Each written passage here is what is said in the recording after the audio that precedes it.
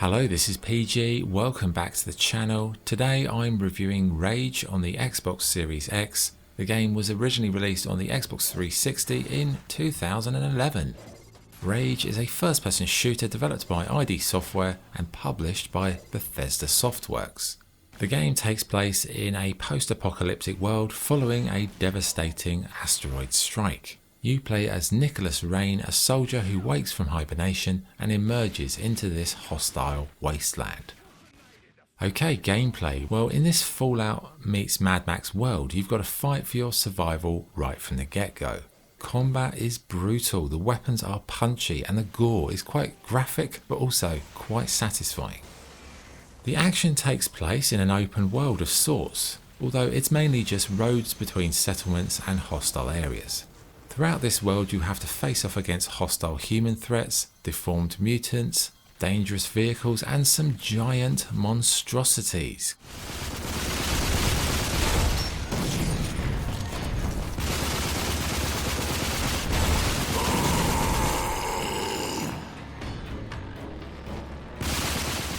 Thankfully you've got lots of weapons to unlock, each with different ammo types.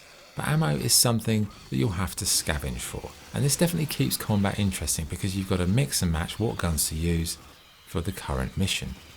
It's a pretty violent and gory game, but this only adds to the sense of surviving that sort of hostile wasteland, and it really leads to some great action. Where'd it go?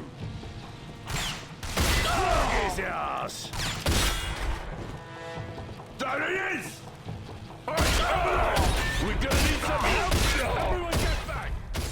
You've also got plenty of cool gadgets to help you on your struggles too, and you can craft stuff on the fly from a first aid kit, remote control explosives, etc. Now the world is broken down into three types of areas, as I said. Settlements, this is where you get jobs from the locals. There's mini games, trade, upgrading your vehicle, and I'd say the vehicles, they're essential because the roads between the settlements, they're quite long and they're quite dangerous, so you need a good vehicle.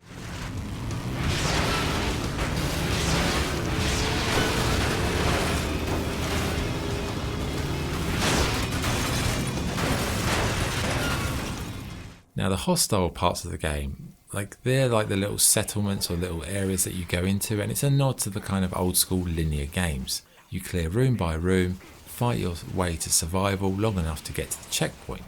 Now this is one of the issues I'd say with the gameplay. The checkpoints, they're very far apart, and the problem is the combat, it's like a double-edged sword. The combat is so immersive you completely get lost in it, and then when you die you realise you've got to do the last 25 minutes all over again, and the second time around it just doesn't quite have the same quality. So it's like the immersion kind of needs to be broken in order to save it so that you don't have to keep going through the same thing. But yeah, the combat is really good fun. But yeah, really good combat. Storyline, I wouldn't say it's the worst story I've ever seen, but it's all much of a muchness. You know, after the first few quests you just talk to the next person you've got to talk to, yada yada yada, go to the map checkpoint, get into the combat. The combat is really where this game excels. You know, the second half of the game, I'd say you kind of zone out completely on what you're supposed to do. You just sort of get in there with your guns and just cause havoc. Intruder! Come here, son of a